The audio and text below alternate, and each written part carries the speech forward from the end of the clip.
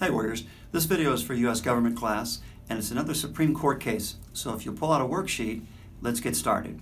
The litigants in this case are Riley versus the state of California. And this case begins with a crime that was committed in August of 2009. So your criminal case date is 2009.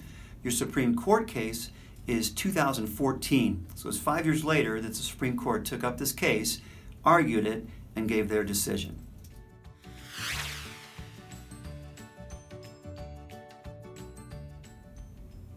As far as historical background and context for this case, the important thing to know is that in 2009 in San Diego, there was a very quickly growing gang problem in San Diego. In fact, between the years from 2009 to 2011, gang membership in San Diego increased by 40%. The average age of a person who became a member of a gang was 13 years of age. And so from 2009 forward, you saw not only a dramatic increase in gang membership, but a dramatic increase in gang-related crimes. This is all relative to the Supreme Court case because David Riley, one of the litigants in this case, was a gang member living in San Diego, California.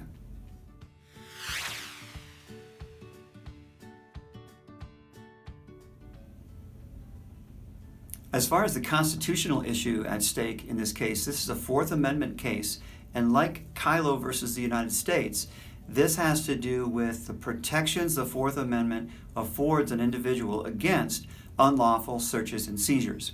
This is a bit different than Kylo because in Kylo's case, federal officers were sitting up, kind of camping out outside his home, wanting to find out information inside his home.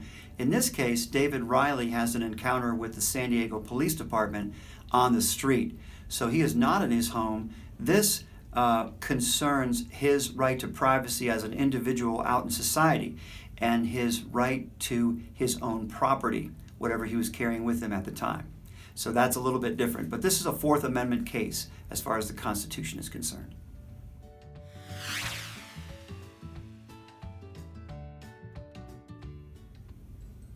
Okay, let's look at the players involved in this case. First of all, I mentioned David Riley was a gang member living in San Diego. He was, in 2009, 18 years old, and he was a member of the Lincoln Park gang, which is part of the Bloods. So he was a gang member who, in August of 2009, had an encounter with the second group of people who are players in this story, the San Diego Police Department. So let's look at the story as it unfolds and see what happened with each of these characters in this play. So David Riley, in the first week of August in 2009, was standing on the street with a number of his fellow gang members, and a car drove by, and in that car were gang members from a rival gang. So David and his Lincoln Park gang members opened fire on that car. They begin to shoot at that car. The car drives away, and when it's gone, David Riley and his friends jump into David Riley's car and they drive away. That was David Riley's car, which was an Oldsmobile at the time. Now, let's let that incident rest for a second, and we'll go forward on the calendar about 3 weeks, still in August of 2009, and David Riley is again driving down the street. This time he's in someone else's car. He's in a Lexus now, and he gets pulled over by the police because his license plate sticker has expired. That's the reason why the police will pull you over. So they pull him over to the side of the road, and again, according to procedure, the police say, "Would you allow us to see your license and registration, please?" When David produces for the police his driver's license, the police notice that it is also expired. Now he's driving without a license, and so he's done driving that car for the day. Procedurally, what the police will now do is say, "Look, we can't let you drive the car because you don't have a driver's license. So we're going to impound this vehicle," meaning they're going to take it to the police impound lot, which is like a big parking lot owned by the police department with chain link fence and barbed wire around it, and they'll take your car there and keep it until you can come pick it up. One of the things they do when they impound a vehicle, again, according to procedure, is that they inventory everything in that car. So they do this for two reasons. Number one, they want to protect themselves against a person coming back to pick up their car and saying, hey, I had $1 million cash in the trunk. Where's my $1 million? They want to be able to say, no. Two officers very carefully inventoried the car. There was no $1 million in your trunk. Okay? So they inventory everything for that reason, to protect themselves against these kind of faulty claims. The second reason they inventory the vehicle is they want to see if there's anything illegal in it, any illegal substance, any illegal item or items, and so they conduct this inventory. Well, when they begin to look through the car, they find 2 firearms, 2 guns. Things are getting worse for David now. Meanwhile, David has been taken off to the side and he's being patted down. Again, normal procedure for police officers. They have the right to pat you down for their own safety, to make sure that you don't have any weapons on you or anything like that.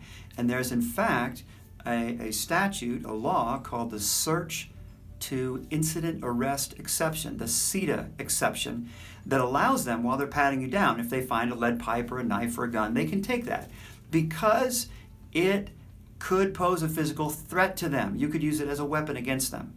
There are other things that you might be carrying, your car keys or your wallet or chapstick or whatever, that don't pose a threat to the police, and so they should leave those things with you at that time. Now, what happens while they're frisking David Riley is they find that he has a cell phone, and they take his cell phone from him, and one of the officers opens the cell phone and begins to look through it.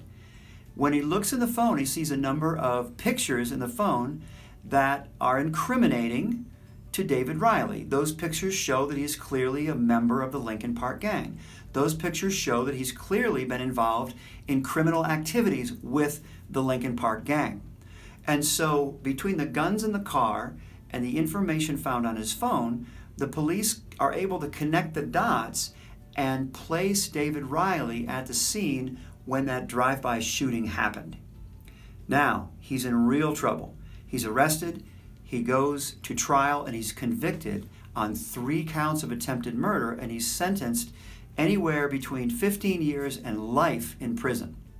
So Riley and his attorney say, look, I didn't give you permission, David didn't give you permission to get into his phone and look at that information. You didn't have a warrant to do it. You violated his Fourth Amendment rights. So they appeal the case based on that argument to the California State Court of Appeals. The California State Court of Appeals denies their appeal and says, no, the lower court in San Diego got it correct. So David and his lawyer then appeal to the Supreme Court. And the Supreme Court in 2014 decides that they will look at this case.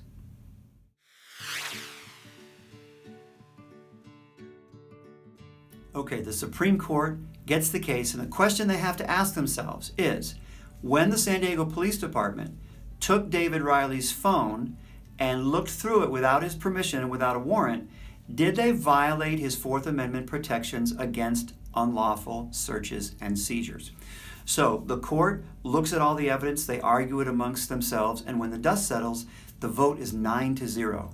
A unanimous vote in favor of David Riley. The court says, yes, your Fourth Amendment rights were violated. Now, in this case, there's no dissenting opinion written because there were no dissenters. No one disagreed. Everyone agreed on the verdict.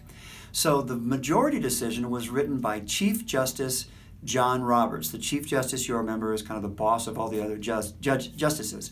So John Roberts writes the majority opinion, and he says 3 important things. Number 1, he says, hey, San Diego Police Department, you can't use that CETA exception to take a person's phone, and which they were trying to do. They were trying to say, oh, we took the phone because we get to take things if we feel threatened by them.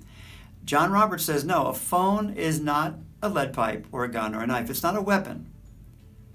It's not a weapon. You can't use the CETA exception to take it from him.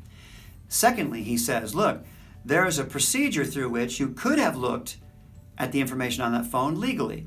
You could have taken the phone, powered it down, put it in what's called a Faraday bag. A Faraday bag is like an industrial strength Ziploc bag that protects the phone, in this case, from being interfered with, being hacked from an outside source.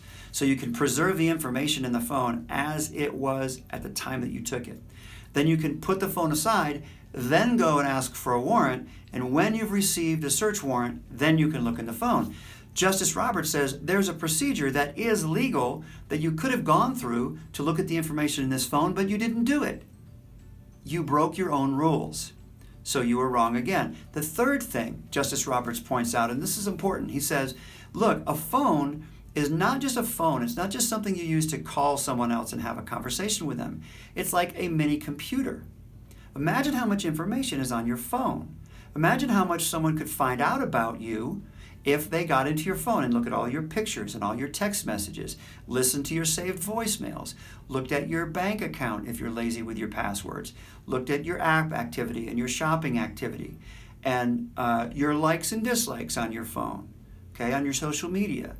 They could learn an awful lot, a frightening amount of things about you if they got into your phone without your permission. Some of those things might be embarrassing. So he said, look, this isn't just a telephone, it's a mini computer. And besides, he says, there's information stored in the cloud that you can access through the phone, and that's not even in the person's pocket at the time of their arrest. That's out there somewhere in the cloud, right? The phone is just kind of the key that unlocks the cloud. So he said, this is not just a phone you're taking. It's an electronic device that has sometimes a person's whole life story on it.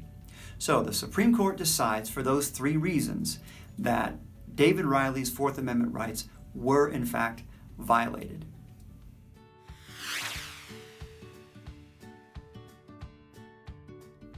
Finally, let's look at the ongoing impact on society.